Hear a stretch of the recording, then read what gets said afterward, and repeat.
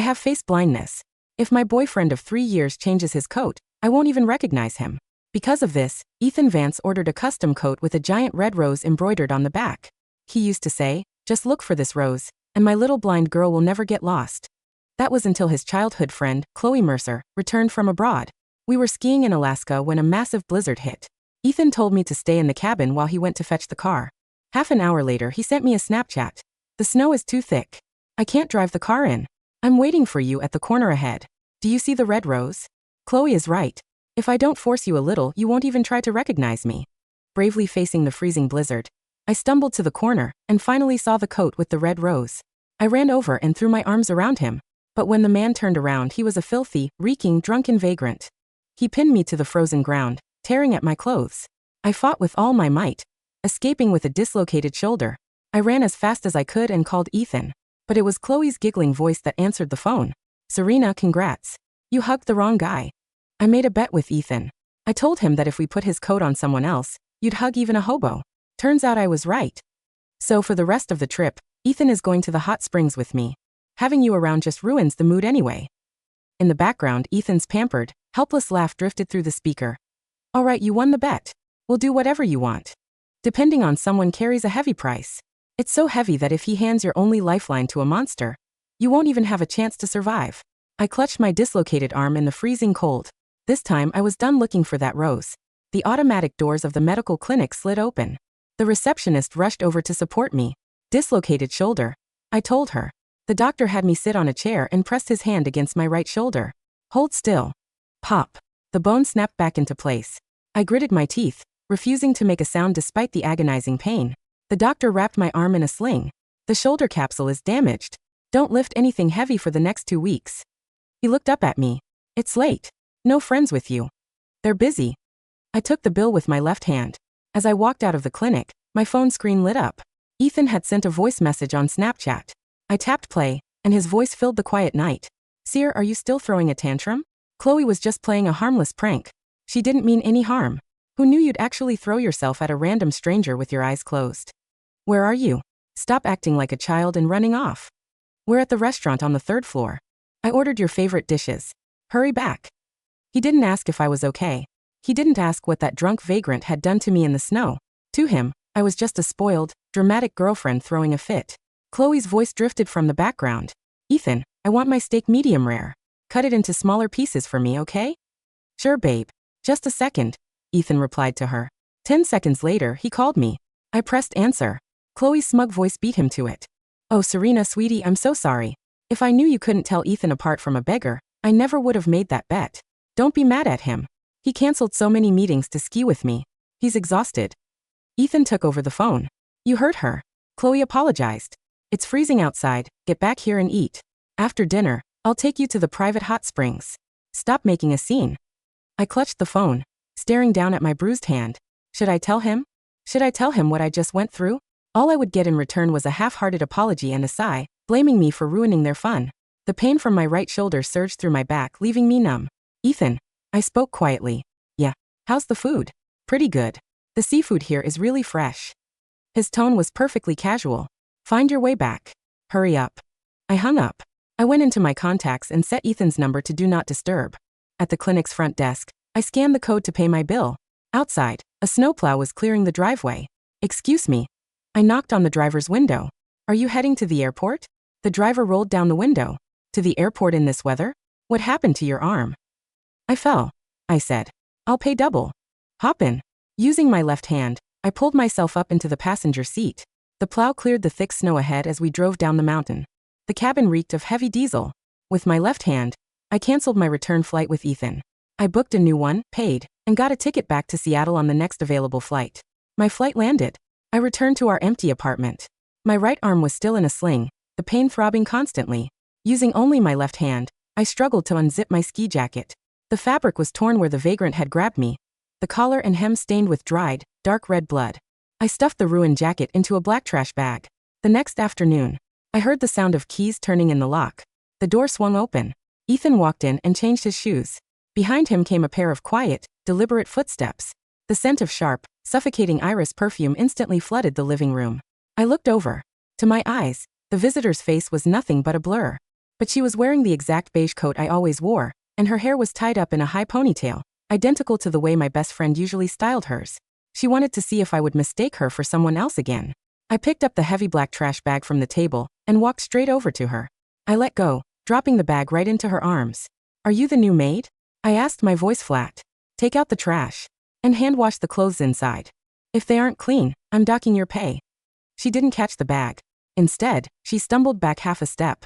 The trash bag hit the floor, spilling open to reveal the torn ski jacket with its dark red bloodstains. "Serena," Chloe gasped. "You can't even recognize me?" Ethan stepped up from the hallway. He bypassed Chloe and bent down to pick up the bloodstained jacket. "Seer, how can you not even recognize Chloe?" Ethan draped the jacket over his arm. "She came all this way just to apologize to you. Stop targeting her." The blood from the jacket stained his clean cuffs.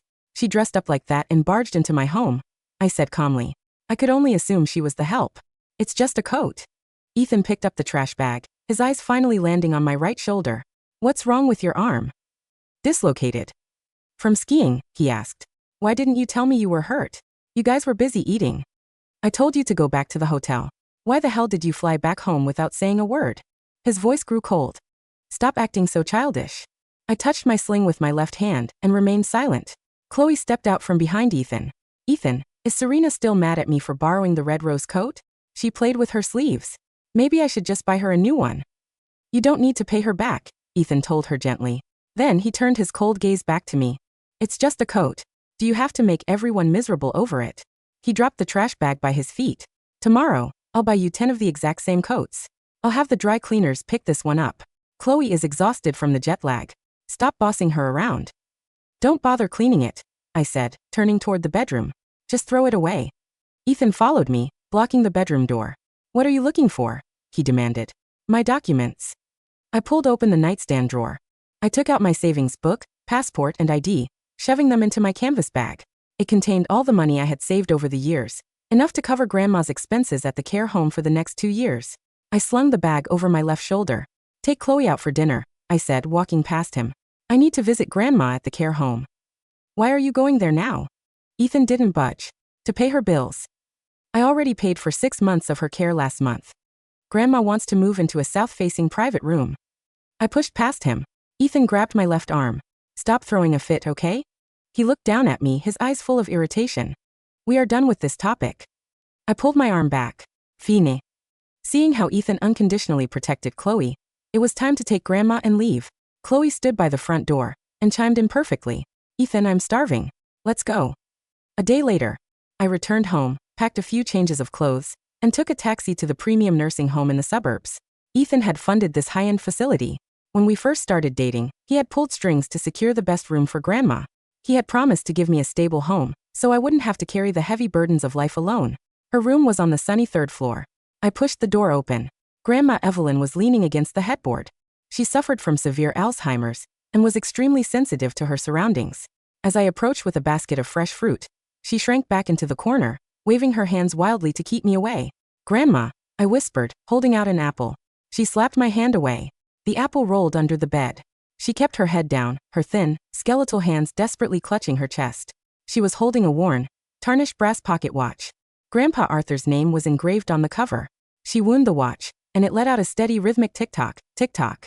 Hearing that sound, her tense shoulders finally relaxed. The nurse, who was changing the foredrip, turned to me. "Her condition has worsened lately. She doesn't even recognize you. Now she only responds to this watch. She can only sleep when she hears it. The nurses tried to clean it yesterday, and she literally bit them." I sat on the folding chair by the bed. I watched her wind the old watch over and over. Footsteps echoed down the hallway. The door was pushed open. I immediately smelled that sharp iris perfume. Chloe walked in first, with Ethan close behind. "Serena." Chloe walked to the bed. "Ethan said you were visiting Grandma today, so I wanted to join." Her eyes immediately locked onto the pocket watch in Grandma's hands.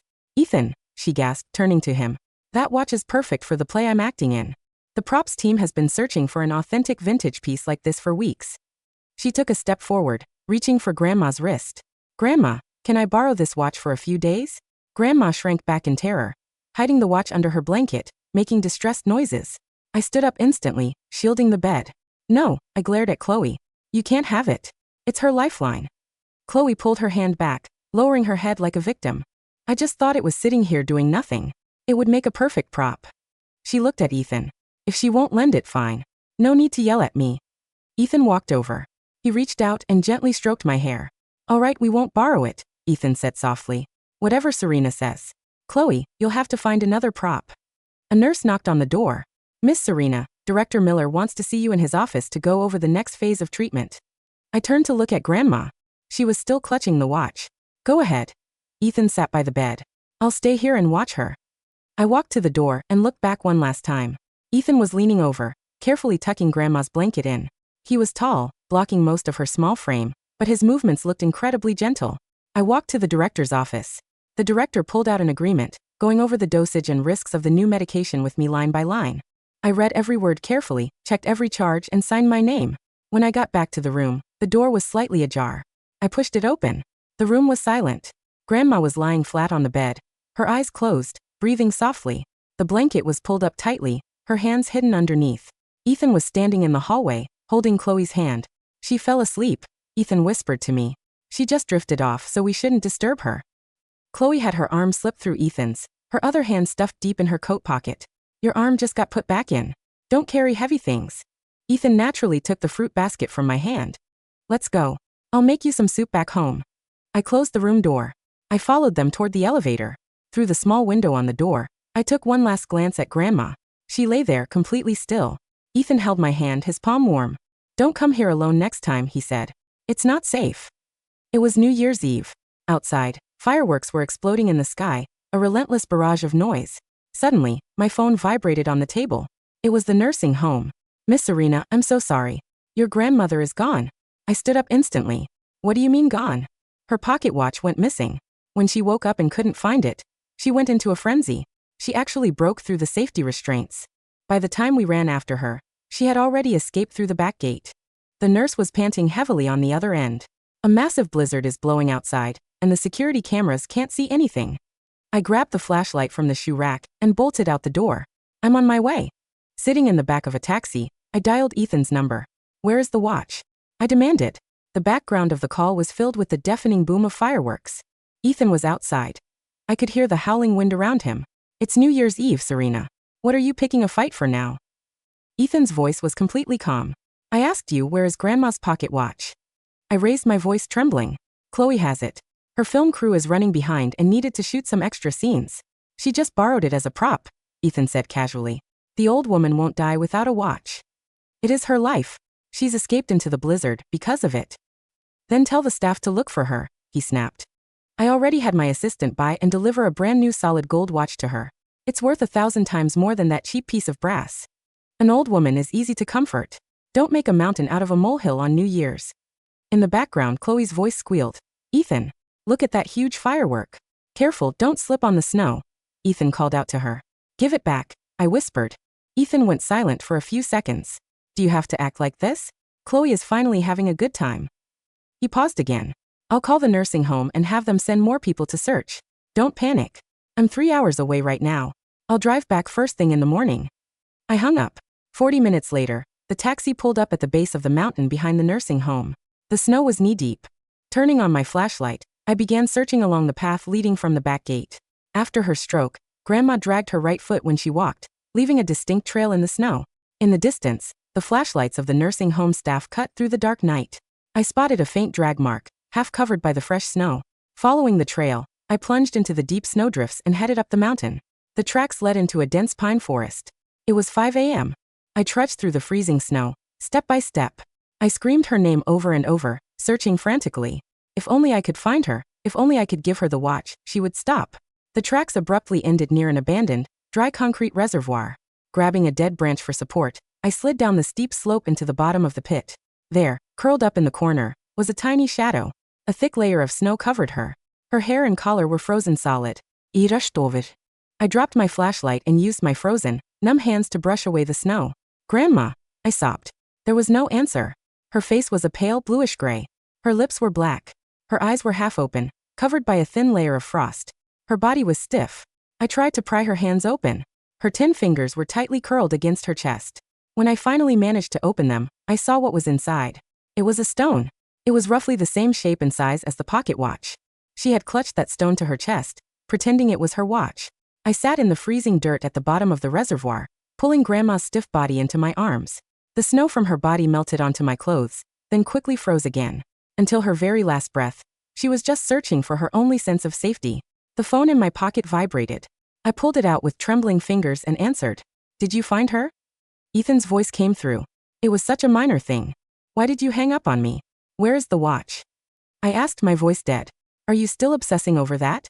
I told you, I bought her a gold one." Ethan sighed. "Did you find her or not? Chloe just found out you were panicking. She's been crying, feeling incredibly guilty for borrowing it. If you want to scream and yell, do it at me. Don't freeze yourself out there. And stop making Chloe feel bad." The snow kept falling. I took the stone from Grandma's chest. I slipped it into my pocket. Then I tightened my grip on her cold, stiff corpse. "No need," I said into the phone. "What do you mean no need? She's dead." The silence on the line stretched so thin it felt like brittle ice right before it snaps. "Serena," Ethan's voice came through the speaker, laced with an irritated chuckle that sounded forced, defensive. "That isn't funny. I know you're upset about the watch, but lying about your grandmother's death just to force me to drive back in the snow is crossed the line." I didn't answer. I sat in the freezing dirt at the bottom of the reservoir, holding Grandma's stiff, frozen shoulder against my chest. The wind roared above the pit, carrying the distant, joyful pops of New Year's Eve fireworks from the city below. "Serena? Answer me." Ethan's voice sharpened, demanding control. "If you don't answer me in 5 seconds, I swear I'm turning the car around and staying at the resort with Chloe." "Ethan." Chloe's soft, timid voice drifted through the receiver in the background. "Is Grandma really? Maybe we should check." "She's fine," Ethan snapped at her, though his breath sounded shallow over the mic. "Serena does this whenever she feels ignored. She's throwing a fit because I gave you the watch." He turned his attention back to the phone. "Serena, I'm hanging up.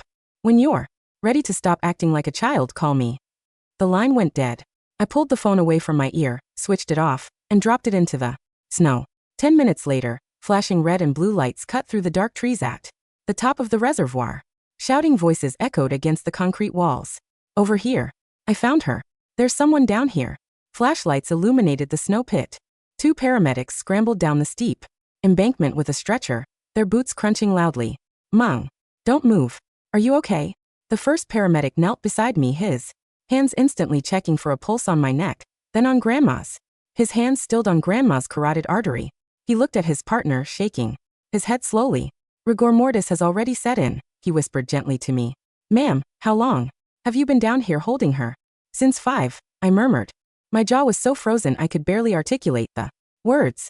"She was looking for her watch." They gently eased Grandma from my arms. When they tried to pull me up, my right shoulder, the one that had been dislocated in Alaska, stiffened with a blinding flare of pain, sending dark spots dancing across my vision. I didn't make a sound. The physical pain was almost a comfort. It proved I was still alive, even if every piece of my heart had died in that pit. The police arrived shortly after. They covered Grandma with a white sheet and loaded her onto the gurney. In the back of the police cruiser, an officer wrapped a heavy silver thermal blanket around my shoulders and handed me a paper cup of warm tea. "Miss Serena," the officer said softly, holding a notepad. "The nursing home staff informed us that your grandmother escaped because a personal item went missing. Can you confirm what was taken?" "A brass pocket watch," I said, my voice empty, staring out the fogged window. "Engraved with Arthur on the cover. It belonged to my grandfather." "Who took it?" "Chloe Mercer," I said clearly, spelling her name out letter by letter. "And Ethan Vance facilitated it." The officer wrote it down, his expression turning grim. "If an unauthorized person removed a medical support item from a memory care patient without legal consent, leading to a fatal wandering incident. This isn't just a dispute, Miss Serena. This is a criminal investigation." "Good," I whispered. "Investigate everything." It was 10 a.m. on New Year's Day when Ethan finally showed up at the municipal morgue. He was still wearing his tailored wool coat, the one without the red rose, and his hair was slightly windswept. Chloe was trailing behind him, clutching his arm, wearing a designer white puffer jacket. She looked pale, her fake innocent eyes darting nervously around the sterile, white-tiled hallway. Ethan walked up to the reception desk, his jaw set, his tone full of effortless authority. "I'm looking for Serena," he told the clerk. "And her grandmother, Evelyn. I need to clear up a false police report made by a confused family member." The clerk looked up slowly. "Are you Ethan Vance?" "Yes." "Wait here. The detective on duty wants to speak with you." Ethan frowned, pulling out his phone. This is ridiculous. Serena took this joke way too far. Getting the police involved just because. He froze. The heavy stainless steel doors at the end of the hallway swung open. 2 attendants pushed an aluminum gurney out, covered in a black body bag. I walked behind them, dressed in a simple black coat, holding a small plastic bag containing Grandma's personal effects. Ethan's eyes locked onto me. Serena. He stepped forward, his brow furrowed in anger, though a hint of uncertainty flickered in his eyes. What is the meaning of this theater? Where is your grandmother? I brought Chloe here to return the stupid watch so you can stop this absurd scene. Chloe stepped forward too, pulling the brass pocket watch from her pocket, offering it with a soft, pitiful pout. Serena, look, I brought it back. I just needed it for a scene. I didn't think you'd make such a big deal out of it. I stopped in front of them. I didn't look at Chloe. I didn't look at the watch.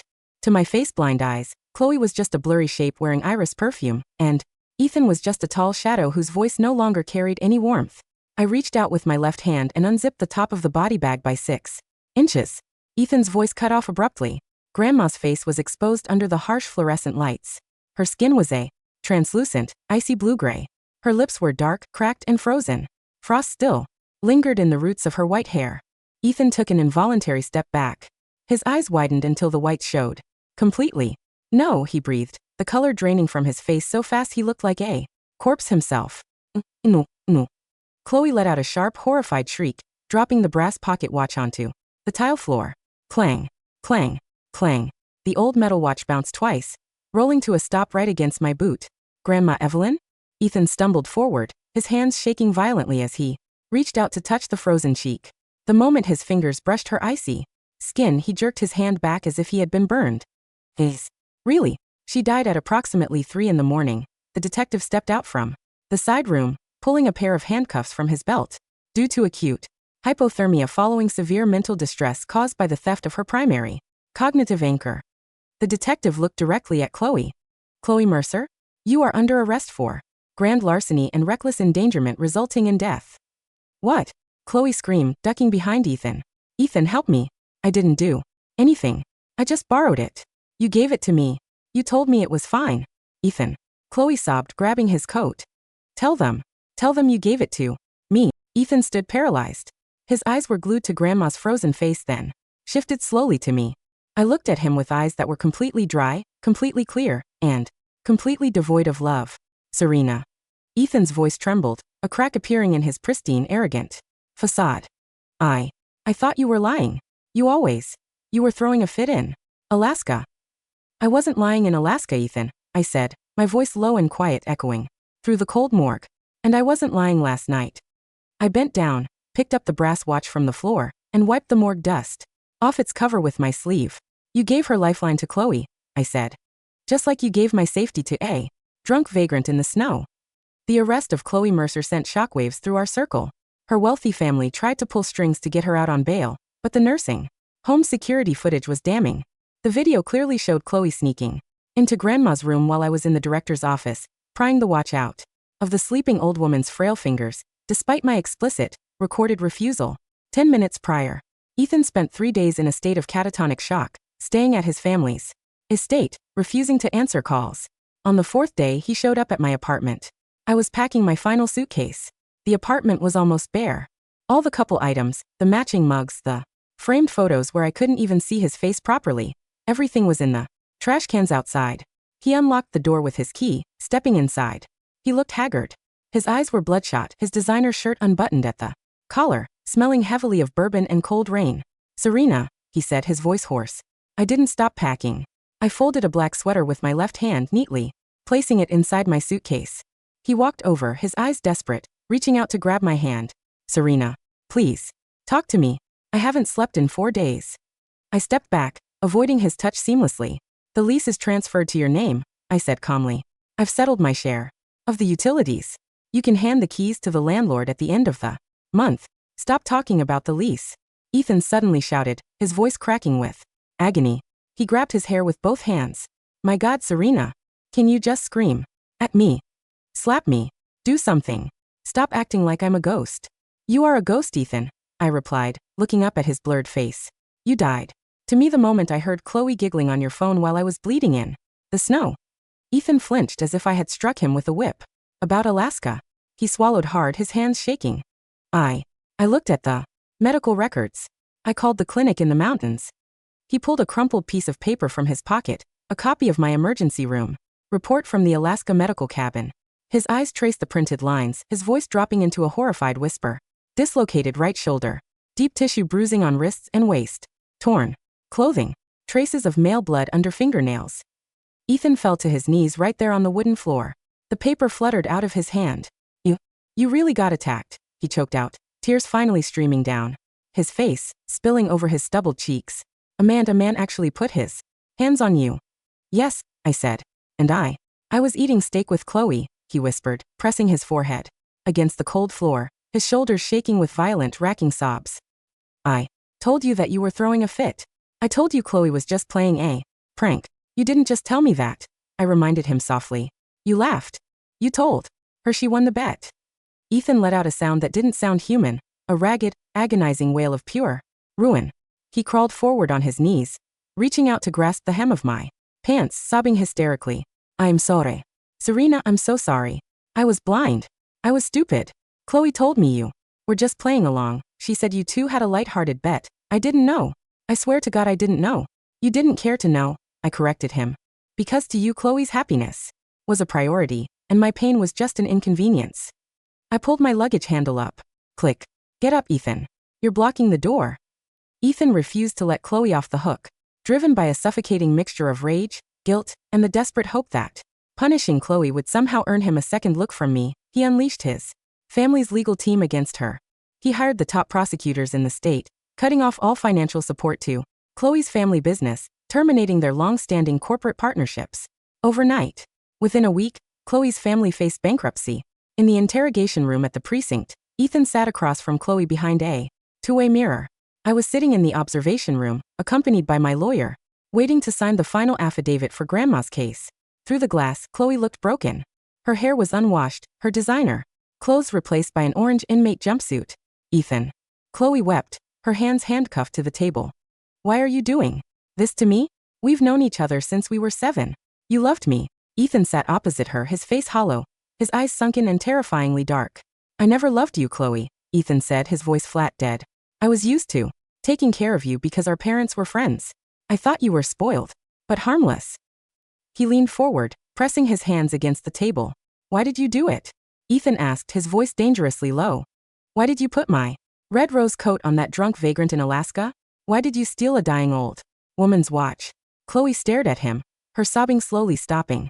A strange, twisted smile spread across her pale face. The innocent mask melted away entirely, revealing a sharp, venomous malice underneath. Why? Chloe sneered, laughing softly. Because she's a freak, Ethan. Ethan's knuckles turned white. She couldn't even recognize your face. Chloe spat, leaning in against her. Cuffs. You gave her 3 years of your life. You bought her a custom coat with a giant red rose just so she wouldn't lose you. Do you know how pathetic you looked? She laughed harder, her voice echoing through the glass. Every time you looked at her with those soft eyes, I wanted to vomit. She's a face-blind crippled girl from a poor family. What right did she have to hold the great Ethan Vance in the palm of her hand? I wanted to prove to you that she didn't love you, Chloe whispered, her eyes gleefully manic. I proved it in Alaska. Put your coat on a dog and she'd hug the dog. Put it on a beggar and she'd throw herself at him. She never loved you, Ethan. She just loved the red rose. Ethan sat frozen, the words hitting him like physical blows. Chloe leaned back, her smile cruel. And taking the watch? I knew the old hag would panic. I wanted Serena to crawl back to you, crying and begging like a dog. But who knew the old woman was so fragile she'd die in the snow? She shrugged casually. It's not my fault she was weak. Ethan stood up so fast his chair slammed backward onto the floor. He looked at Chloe not with anger but with absolute disgust, the kind of disgust one reserves for a venomous insect crawling across a clean plate. You're wrong, Chloe, Ethan said softly, his voice trembling with an agonizing realization. She didn't love the rose. She trusted the rose, because she trusted me. And I threw her trust into the mud. He turned his back on her and walked out of the room, ignoring Chloe's sudden, screaming panic as the guards dragged her away. The trial lasted 3 days. The evidence was overwhelming. Chloe Mercer was convicted of grand theft from an endangered adult and involuntary manslaughter, sentenced to 8 years in state prison without the possibility of early parole. Her family's business dissolved within a month under the weight of legal fees. And Ethan's corporate embargo. The scandal rocked the high society social circles. Everyone who had once laughed at Ethan's spoiled girlfriend now knew the monstrous truth of what had been done to me. On the day of the verdict, I stood outside the courthouse, holding an umbrella. Against a soft spring rain, Ethan walked down the wide marble steps toward me. He had lost weight, at least 15 pounds. His expensive suit hung loosely on his shoulders. He carried a large, flat wooden box in his arms. He stopped 3 feet away from me. "It's over," Ethan said quietly. "Chloe won't ever come near you again." "Thank you," I said simply, "for testifying." Ethan looked at the wooden box in his hands, his breath ragged. He opened the lid. Inside lay the custom wool coat, the one with the giant red rose embroidered on the back. It had been professionally cleaned, the bloodstains and snow marks from Alaska completely gone. "I bought it back from the police evidence locker," Ethan whispered, his eyes filled with a desperate, pleading hope. "Serena, I had the tailor reinforce the lining. I added a small, tactile tag on the sleeve. So even if you can't see the rose, you can feel it with your fingers." He took a step closer, holding the box out like a man offering his heart on a platter. "I bought a house in the South," he stammered, tears mixing with the rain on his face. "It's sunny. It has a garden just like the one your grandmother liked. I resigned from the company board. I don't care about the business anymore. Just give me one chance. Let me be your eyes again. I'll spend the rest of my life making it up to you." I looked at the red rose in the box. The bright red thread was vivid, beautifully crafted, shimmering under the gray afternoon sky. 3 years ago, when he first put that coat over my shoulders, I thought it was the most romantic thing in the world. I thought it was a lighthouse built just for me in a dark, confusing world. Now looking at it, all I felt was the biting cold of the Alaskan blizzard, the stench of cheap alcohol on a vagrant's breath, and the frozen silence of a concrete reservoir. I reached out with my left hand. I picked up the coat from the box. Ethan's face lit up with a flash of overwhelming, joyful relief. "Serena." I walked over to the brass fire barrel standing at the corner of the courthouse steps, used by the maintenance crew to burn dry leaves. I dropped the coat straight into the glowing embers. "Serena." "No." Ethan screamed, rushing forward, reaching out to pull it back. I stepped in front of him, my hand pressing firmly against his chest, stopping him in his tracks. The wool caught fire instantly. The bright red rose sizzled, curling into black ash, sending a plume of dark smoke up into the rainy sky. "Ethan," I said, my voice as calm as a still lake. "I don't need a rose anymore." Ethan stared at the fire, his hands suspended in the air, his body shaking violently. "Why?" he choked out, collapsing onto his knees on the wet marble steps, clutching his chest. "Why, please, Serena, don't do this to me." "Because I realized something in Alaska," I said, looking down at his blurred, weeping form. "The problem was never my face blindness." I leaned down, speaking softly into his ear. "The problem was that I trusted a man who treated my disability as a game. I can learn to navigate the world without sight," I said, straightening my back. "But I will never navigate a world with you in it again." I turned my back on the burning rose, stepping down the courthouse stairs, entering the light spring rain. Behind me, Ethan knelt in the wet dirt, sobbing uncontrollably, his desperate cries echoing off the marble walls, completely ignored by the world passing by. 1 year later, Seattle in the spring was beautiful. The rain had cleared, leaving the air fresh with the scent of blooming cherry blossoms. I stood in the center of an art gallery downtown, holding an audio guide in my left hand. My right arm had fully healed after months of physical therapy. I could lift my camera again without pain. "Miss Serena?" A young assistant walked over, holding a clipboard. "The exhibition is about to open. The curators are asking if you'd like to make a short speech." "No need," I smiled softly. "Let the art speak for itself." The exhibition was titled Beyond Sight. It was a photography series I had spent the last 9 months creating, capturing textures, sounds, and shadows from the perspective of people living with visual impairments and face blindness. It was my first solo exhibition, and every ticket had sold out weeks in advance. People filed into the gallery, murmuring in quiet admiration as they moved past the large, textured black and white prints. I stood near the entrance, enjoying the gentle hum of the crowd. A tall figure stepped into the gallery. He didn't walk like the other guests. His steps were slow, hesitant, heavy. He stopped in front of the central piece of the exhibition. A large photograph of a worn, brass pocket watch resting on a bed of fresh, green moss under bright sunlight. Underneath the photo was a small caption. "Safety isn't found in a face nor in a coat. It is found in the peace within your own heart." The man stood there for a long time, I didn't need to see his face to know who he was. The scent of sharp, expensive cologne was gone, replaced by the faint smell of tobacco and stale rain. His posture was slouched, his once pristine hair messy and unkempt. Ethan. He looked at the photograph of the pocket watch, a tear slowly tracing a line down his pale cheek. He pulled a small item from his pocket, a tiny, handcrafted silver bracelet. He hesitated, stepping toward the guest donation box near the exit, gently dropping the bracelet inside. He didn't approach me. He didn't call my name. He knew that if he spoke, if he came near me, he would only ruin the quiet sanctuary I had built for myself. He turned around slowly, his head bowed, and walked out of the gallery, disappearing into the crowded, sunlit street outside. I watched his shadow fade into the bustling city. My phone vibrated in my pocket. It was a text from my mobility therapist. Ready for your orientation class at the new studio tomorrow? I typed back with my right hand, my fingers swift and sure. Ready. I put my phone away, took a deep breath of the clear, crisp spring air, and stepped out into the bright, beautiful world. A world where I no longer needed anyone to show me the way.